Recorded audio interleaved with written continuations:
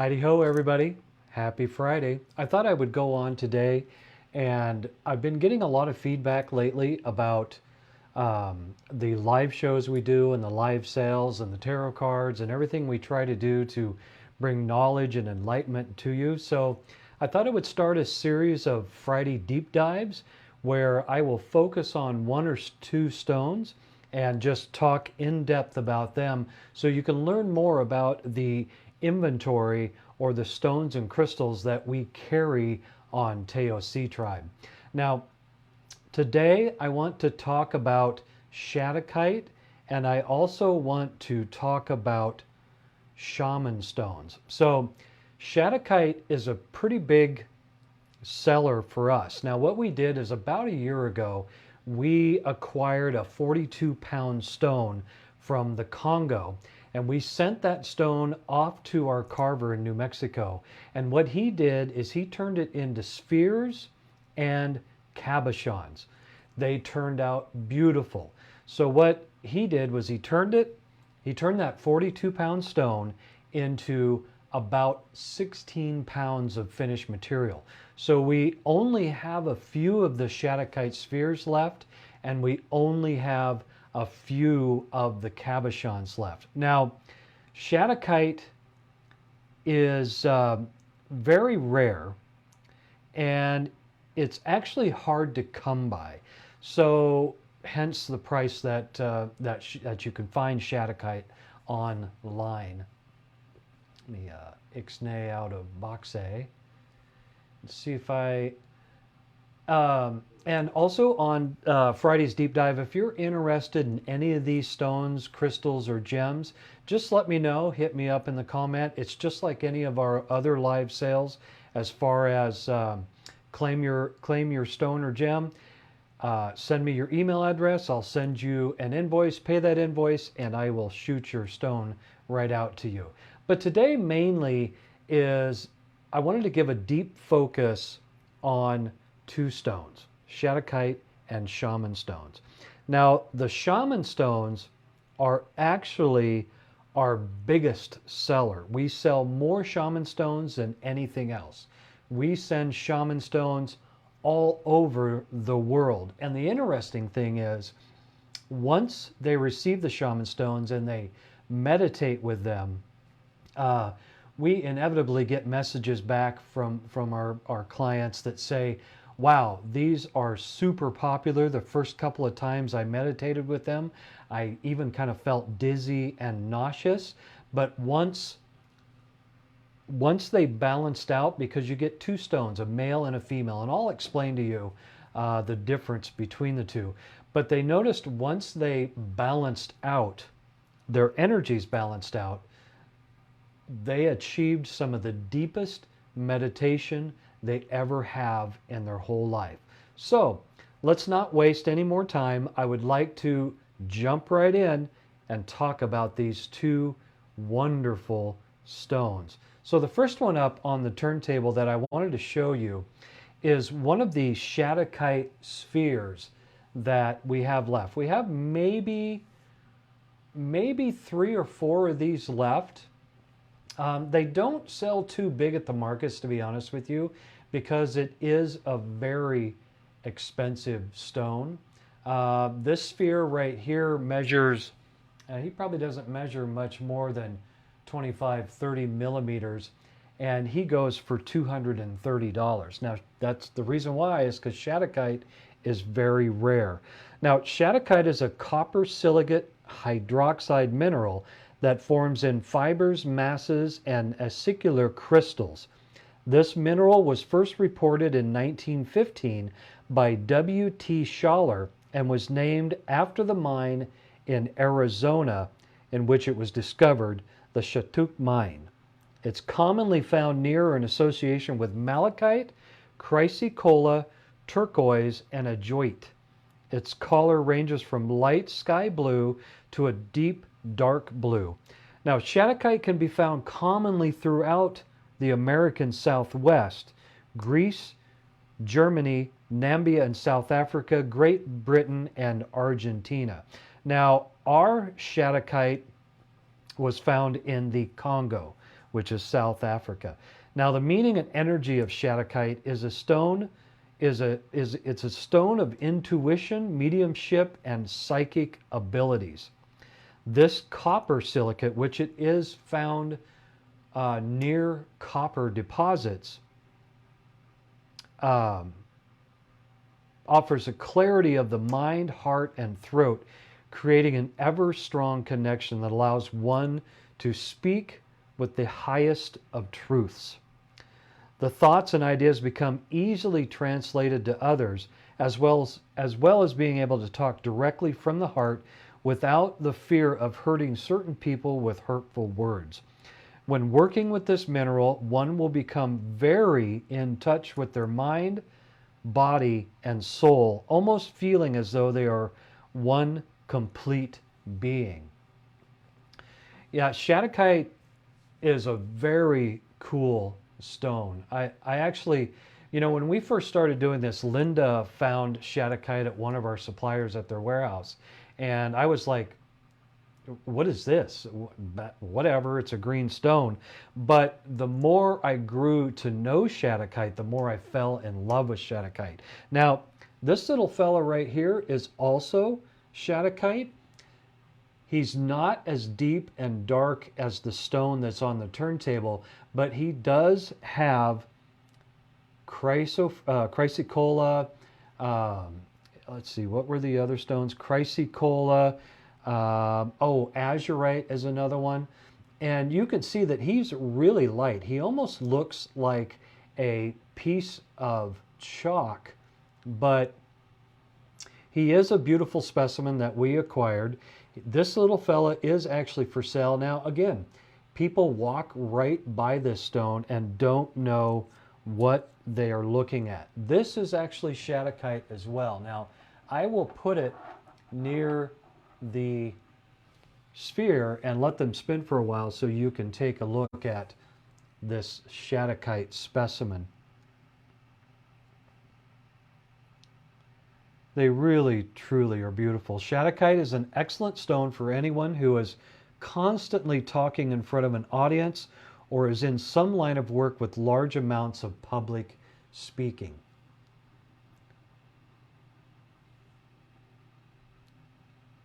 And you can pair Shattuckite. It works well with stones such as sodalite, chrysocolla, which we do have. We do have a little bit of turquoise as well. I should have brought my Kingman turquoise up so you could see that. Actually, to be honest with you, I do have from our personal collection, I have some Kingman turquoise that is from our personal collection, which is not for sale. Now, this Kingman turquoise was interesting because it has something blue in the middle of it, and we've had it looked at and talked to people about it, and other people that are, that specialize in turquoise, and they do not know what that blue is in there. Now, that's a piece of Kingman turquoise. So all of these stones are related in some way, shape, or form. They all form near copper deposits. Now, Shattuckite can be used with lapis lazuli, blue kyanite, blue calcite, which are everything we have, Herkimer diamonds as well, and moldavite is the primary stone recommended to use with Shattuckite because of its powerful extraterrestrial rays aid in the complete transformation of oneself in alignment with a newly rejuvenated heart.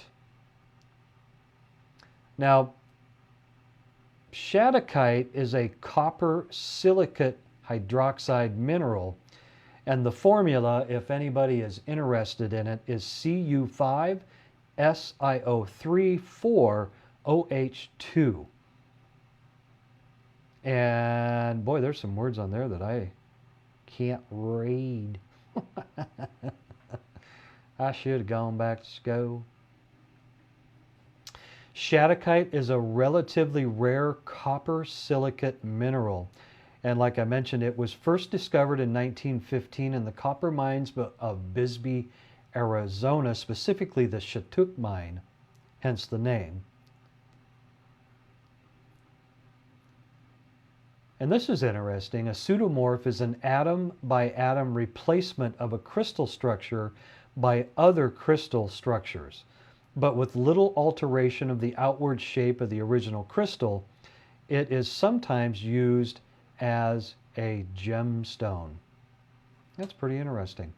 So we do have all of these in stock. Its specific gravity is 4.1 and rather heavy, even though the kind of chalky looking one is a very light stone. As I mentioned, Shattuckite can be very expensive. Now, that piece of Kingman turquoise that you see spinning there is not for sale. Linda would kill me if I sold it.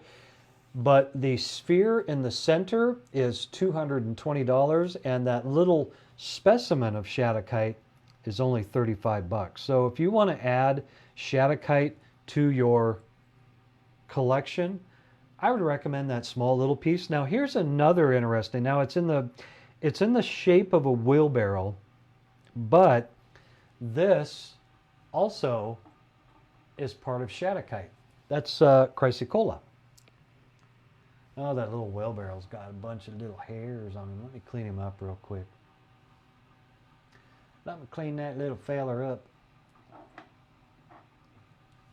Now, we still have a lot of these wheelbarrows left. But honestly, they didn't go as we thought they would. But this is genuine chrysocolla in this wheelbarrow.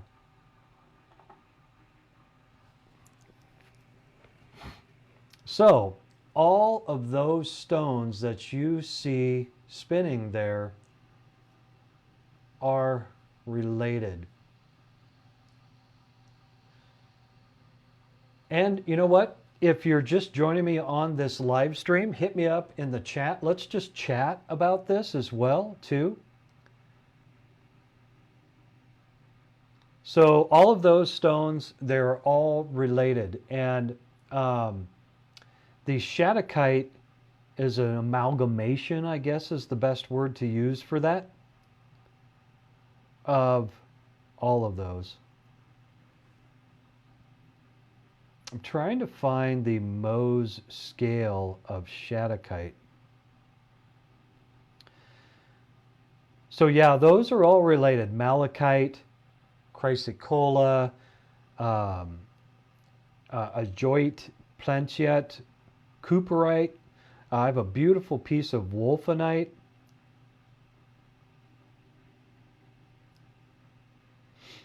I'm trying to look up the Mohs scale on Shattuckite.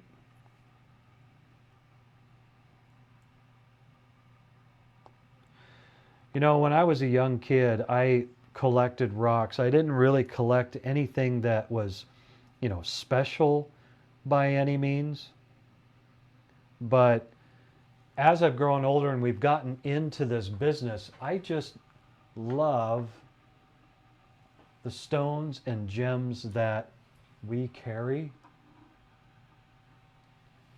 So the stones, gems, and crystals, I just love learning about the makeup of them. Now, Shattuckite has, on the Mohs scale, has a hardness of 3.5. So you can, especially the chalky one that's spinning around there, you can scratch that. Also, I know the chrysocolla, you can scratch that with your fingernail. Now that sphere, since it's amalgamation of several different stones, chrysocolla, azurite, malachite, cooperite, it is a fairly hard stone. There's no way you're going to scratch that thing with your nail.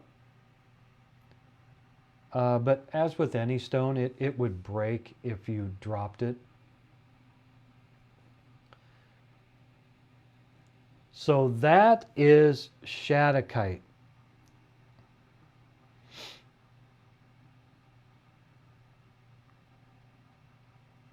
It's also highly regarded for its vivid blue color. Now, if you look at that sphere, it almost looks like a little mini globe. You can see the the continents on there, the ocean, the clouds, the shallower, more green parts of the ocean. Well, I wouldn't say shallower, but the green and blue and the brown look like, it looks like a little mini globe.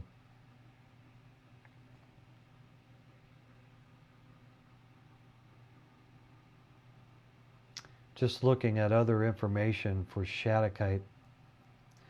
But anyway, like I say, we only have a few of the spheres left and a few of the cabochons. Now, the average price on the cabochon is anywhere from $40 to $70. And a lot of jewelry makers have acquired our cabochons. I sold one cabochon a few months back at the Wimberley Market Days, or Wimberley, I think it's Market Days or maybe Trade Days. If you guys are familiar with that, let me know if I'm saying it wrong. But I sold this beautiful Shattuckite cabochon. It was actually in the shape of a, what would that be, tetrahedron, where it's smaller at the top and larger at the bottom. I don't know if that's the right word I'm using, but it was huge. And somebody bought that and they had it made into a, oh, what do you call those things that cowboys wear? It just slipped my mind. I was just thinking it and blam, then it was gone. A brooch or something like that, where they put it on a piece of leather and you pull it up tight and wear it like a bolo tie. They had it made into a bolo tie for a rodeo friend of theirs. And it turned out amazing. A trapezoid. Thank you, Nessa. It's the one where it's kind of like that, and then the top is a little shorter. It doesn't go to a full point, but it goes like that. They had that one made into a bolo tie for a friend of theirs who does rodeo, and that thing turned out absolutely beautiful.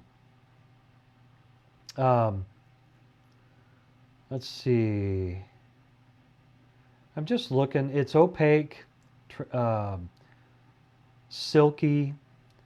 That's another thing that I had other people who watch these live streams. They wanted me to talk about how the stone felt in their hand. So I'm going to pull this Shattuckite sphere up off and I'm going to show it to you. This sphere, I mean, it looks like a little mini globe. It's just amazing. And it feels, now this one is basically polished to a smooth surface. But if you look at it, it does have a little bit of irregularity to it. It would be just like the planet Earth. But it's soft. It feels smooth and silky soft. And there's some depth in there. There's some malachite. I don't know if you can see it in the camera, but there's malachite in there that gives it a deep, deep green. The blue is azurite. The greens are chrysocolla.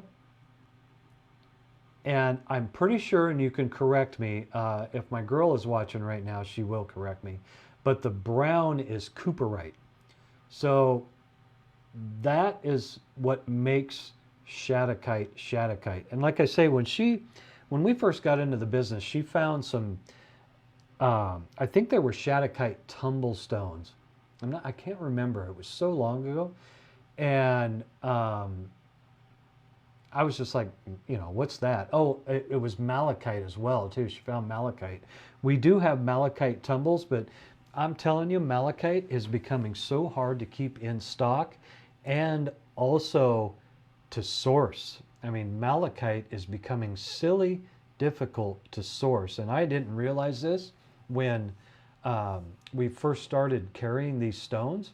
I just had no idea. And I know, Linda, as a matter of fact, we still have one in our personal collection. It's a malachite jewelry box, about yay big and about yay deep. So it's about this size right here. hand-carved malachite jewelry box that we have in our personal collection. And when she found those, she was just like over the moon excited about it. And I'm like, well, what's the big deal? And she's like, do you know how difficult it is to carve malachite? And you're not supposed to put your malachite in water either. You are not supposed to put it in water. Now, this Shattuckite you could put in water, but I wouldn't put anything like malachite, chrysocolla. You could probably, now, uh, don't quote me on this, but I think you can put azurite and cooperite in water. But I wouldn't do that. I mean, a lot of times when we send our stones and gems, if I can polish them or rub them with a microfiber cloth, I will. That way I take the fingerprints off of them, especially if they're smooth and shiny.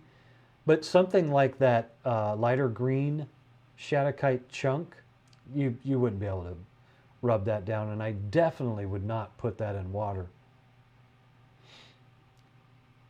So those are just some forms of stones that go together. Shattuckite, chrysocolla, another specimen of Shattuckite, and also a beautiful Kingman turquoise. If you can tell me what that blue is, and you can scratch it with your finger. Now, I don't know if it's the hardening agent or what the heck it is. We've had it looked at by people, and they don't know what that blue stone is. We originally thought it was like a sapphire, but you can't scratch sapphire with your fingernail, and that you can scratch. Not necessarily with your fingernail, but I took like a little needle to it, and it does scratch. As does the Kingman turquoise as well, too. Now, turquoise, there are so many different types of turquoise out there. It's a blue to green mineral that is hydrated phosphate of copper and aluminum. That's interesting. It is rare and valuable in finer grades and has been prized as a gemstone and ornamental stone for thousands of years. Now, we also have, I should have brought some up with me, but I didn't. We have Sleeping Beauty turquoise. We actually have it in stock. Now, if you're looking for an investment, I would say Sleeping Beauty turquoise would be your best bet. Now, they don't mine Sleeping Beauty turquoise anymore, and it's one of the most important American turquoise in the world. The Sleeping Beauty turquoise is located in Globe, Arizona, and named after the mountain range where it is located, because from a distance it is said to resemble a sleeping woman with her arms crossed, hence the name. Now it says, why is Sleeping Beauty so expensive? Well, in 2012, the Sleeping Beauty mine closed and sent prices skyrocketing. Now we have quite a bit of Sleeping Beauty in our inventory, but it sent the prices skyrocketing not because the mine was spent, but because the copper mine that owned the mining concession sold the mine, and its new owner decided not to pursue the turquoise mining operation. That's pretty interesting.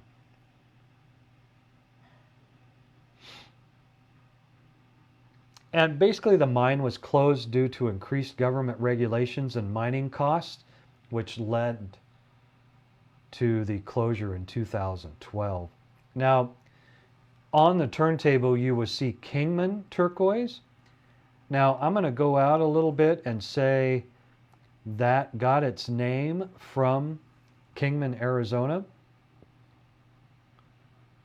So that's interesting. The Mineral Park Mine in the Surbat Mountains, 14 miles of northwest Kingman, was first mined by Indians centuries before white man came to the area. It's one of the 3 sites of prehistoric mining localities in the state of Arizona. I want to go visit Arizona more. I love quartzite. We did spend a little bit of time in, Linda actually went to the show there last February, I believe it was.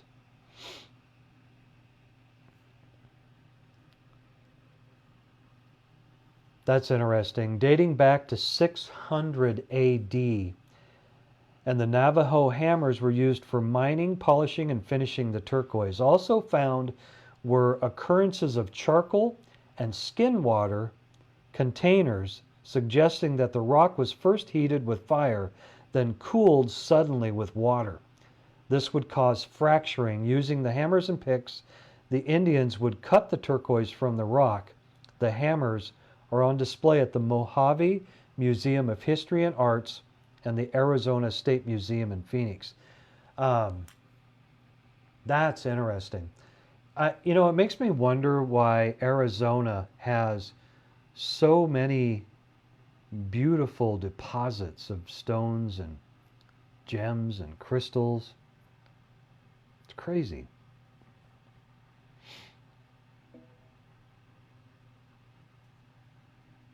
Let's see. Chuck Coolball won the honor to represent Arizona in a competition held by the Smithsonian Institution for their gemstone exhibition that includes a gemstone that represents each of the 50 states. His cut cab is from Kingman turquoise. He and his wife Edith donated to the Mojave Museum of History and Art in Kingman in the early 1970s 30 turquoise carvings from Kingman turquoise. So it's really interesting to me that all of these stones are related. Now, like I said, our sphere, our Shattuckite came from the Congo, but everything else is found in Arizona. The Kingman turquoise you see there, the Shattuckite specimen, and the Chrysocolla wheelbarrow. Those are all found in Arizona. So if I'm making sense and this is enjoyable to you guys, just reach out in the comments and let me know if I'm bringing any knowledge to you, if I'm making life interesting.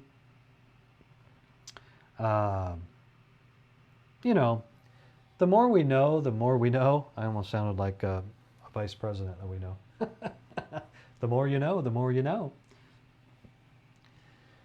So that's pretty much it for the Shattuckite sphere and the little Shattuckite specimen and the Chrysocolla wheelbarrow and the Kingman turquoise, which is honestly a prized possession of Linda, and I don't blame her. That thing is absolutely beautiful. So up next, what I wanted to talk about was shaman stones. Now, when we first got these, oh, I put them right over my eyes. Look, I can see. When we first were introduced to shaman stones, actually Linda had acquired a set offline, and the more, or actually online, and the more she used them and brought them out and showed them to people, the more we discovered that everybody was like, what the heck are those? These are shaman stones. Now I'll look up the information here in a second, but we carry these in the shop, and like I said, these are the biggest seller for us. They're $28 a set. You get a male and a female. Now you can tell a difference between the male and female because see how this one has a ridge around the center and this one bulges out? This is a female, this is a male. Now, when you're meditating with these, it is recommended to hold them in your hand, and I can feel the energy coming off these because shaman stones are known as the most powerful stone to mankind. So if I look up the information for shaman stones, I will read that to you, and I will put these on the turntable so you can get a closer look at these amazing shaman stones.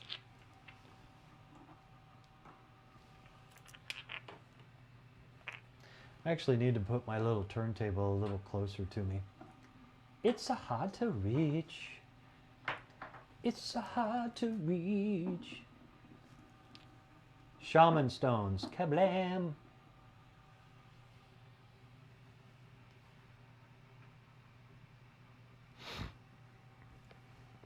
Okay, so shaman stones. They're also known as Moki marbles, Boji stones, Navajo berries, and Hopi marbles. And they're an iron oxide and sandstone concretion found in southern Utah near the north side of the Grand Canyon. Now, these shaman stones, they do come from Utah, directly from Utah.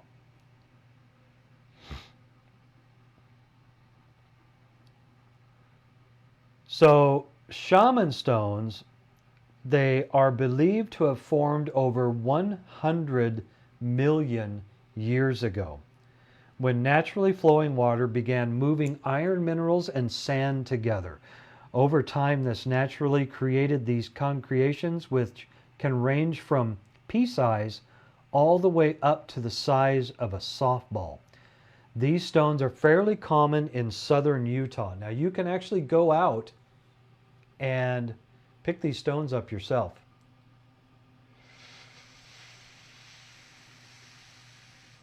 Very, very interesting. Shaman stones are mostly found on government-owned land, national parks, and forests, as well as Native American reservations where collecting is prohibited. I would not recommend going and doing that. Shaman stones are believed to have formed similarly to the recent discovered Martian blueberries on our neighboring planet. The NASA rover Opportunity found these oddly shaped stones in 2004 and are believed to be spherical hematite. They are found on the Martian matrix as well as beneath the surface in loose sand. These blueberries are very shiny and almost appear to have a natural polish on them. The discovery of these spheres helped scientists back up their theory that Mars had once running water on the surface. So shaman stones were heavily used by the Moki Indians, the Hopi tribe, who resided in the nearby Moki Desert. Shamans within the tribe would use these stones in ritual practices and meditations with other tribe members. They referred to them as spiritual talisman and was used in channeling higher knowledge and contacting angelic beings and spirit guides. Another legend talks of how deceased spirits of the tribe would come at night and play with the marbles and move them before daybreak. The people of the tribe viewed this as a sign from their loved ones in the afterlife attempting to contact them. Now, shaman stones are very powerful chakra alignment tools that can help clear one of many blockages within you. When our chakras are not in sync with each other, energy is unable to flow freely. This can cause one to feel off balance daily, become lethargic, have no motivation, and lose confidence in themselves. Now, that's where shaman stones come in and help revitalize your entire energy column. Meditating with this stone will help strengthen your connection with Mother Earth and provide the nutrients, knowledge, and vitality she has to offer. One will notice themselves slowly begin a transformational phase of their lives and start a new cycle of growth. Now, we recommend using your shaman stones in any ritual or meditation to provide complete protection of yourself, as well as carry a stone with you for a powerful etheric shield. Very interesting. So let me search what makes Shaman Stones.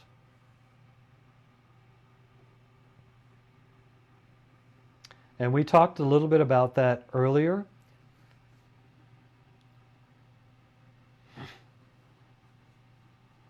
So the stones came from a distant gold-rich region called the Central Cordelia, up to 3,000 years before mining began. Interesting.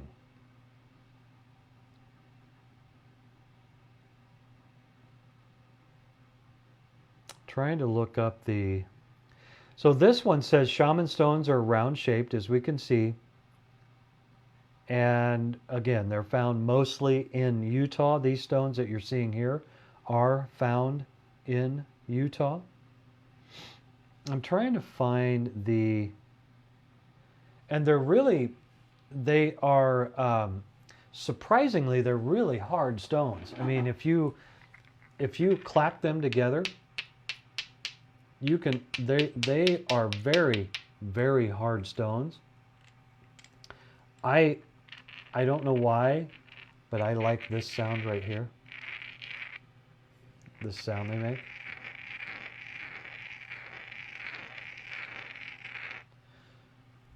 And again, this is another stone that we got way back in the beginning. Linda had her own personal set. We did source them from a supplier based in Utah. But I always thought, wow, those just look like nasty little turd stones. Hate to say that. But the more I've spent time with these shaman stones, the more I realize just how really cool they are. Now, like I say, you can get a set. They come in a set. A lot of times from other suppliers, you only get one stone, but we sell ours in a male and female pair for $28, which is actually a very good deal because, again, like with everything else, as these stones gain popularity, because we send these all over the world. We send these to, actually to the Congo, we send them to the UK, we send them to Mexico. Where are other places? We've sent these all over the world. I just recently sent a set to Puerto Rico and a set to Germany. And you can't find these anywhere else in the world. But the more I use these stones and become familiar with them, I just love the feeling of them. They are super, super powerful stones. So if you're having trouble meditating, or if you're having trouble with your energy being all wonky and off, I would recommend getting a set of these shaman stones. You can find them, I'm there again, almost lost my train of thought there. You can find them in our online shop at www.teoctribe.com. You know, speaking of her name, I had somebody point something out very interesting at our last market at Bandera. By the way, we have a humongous treasure hunt going on this Saturday and Sunday. So if you're in the San Antonio area, you need to be at the Bandera market. But anyway, I had someone tell me that now our company is called Taoc, T-A-O-S-C. Now, most of you that have joined me on several of the live streams, you understand what Taoc stands for. It stands for the art of spiritual communication. But I had somebody come into the shop and they put their finger over the S and the C of our logo and they said Tao. Tao stands for person or people. Go figure. How could that be any more of a perfect coincidence than we have a tribe of people who have joined together? It just blew me away. So Tao, T-A-O, stands for person or people. Taoc stands for the art of spiritual communication.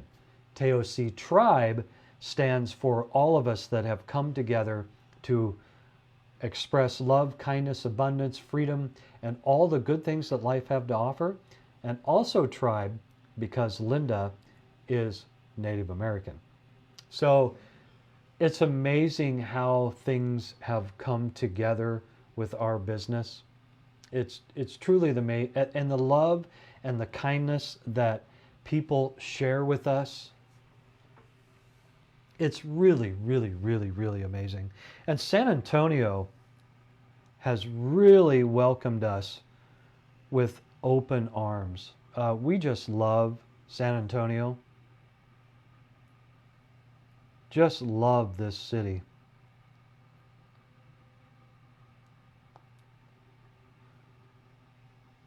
And like I say, we now have our permanent shop at Bandera Market over by Silverado Station.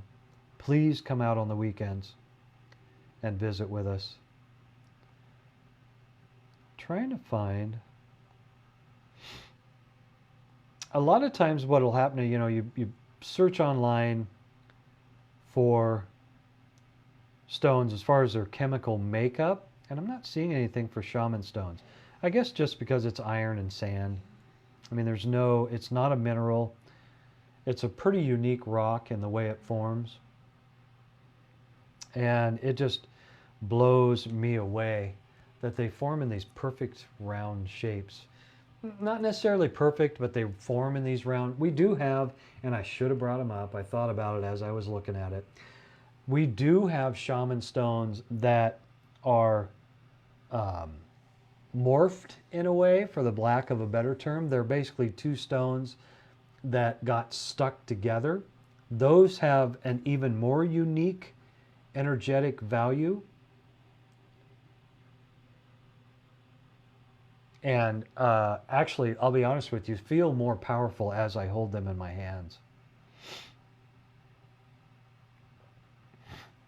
And guys, if you're watching this live stream after I go off the air and you have something that you would like, a stone, gem, or crystal that you would like me to do a deep dive on, just hit me up in the comments and let me know. I've had a lot of wonderful suggestions from viewers on things that I can do to make these live streams more interesting for you.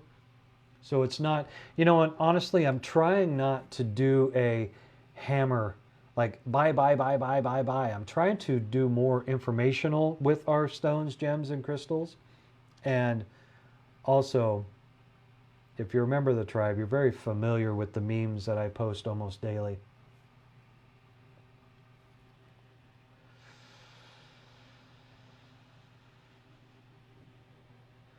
But Linda and I are truly blessed. We are blessed that you are in our lives. Just completely, truly blessed. So anyway, guys, that's the two stones I wanted to do a deep dive today, Shattuckite and Shaman Stones. If either one of these interests you, reach out, ask questions. We're always available. Send us a message on Messenger or WhatsApp. I think the button at the top of our page is the WhatsApp button. You can send us a message there.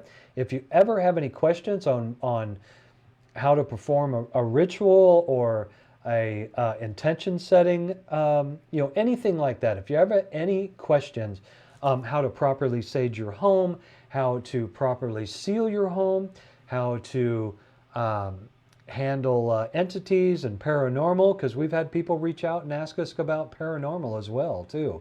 Matter of fact, our brass bells, intention setting bells, even appear on TV in a couple of paranormal shows. And actually the tribe showed up on Jack Osborne's show, Portals to Hell, when we were based at Victoria's. But we are available if you ever have any questions, if you need help meditating, just reach out to us and we will answer those questions for you. So with that, guys, I'm going to sign off. Thank you for joining me on a Friday afternoon. Again, if you're in the San Antonio area this weekend, come out and see us at Bandera Market from 10 a.m. to 4 p.m. on Saturday and 11 a.m. to 4 p.m. on Sunday. We would love to see you. Big love from Linda and I. Have a good weekend.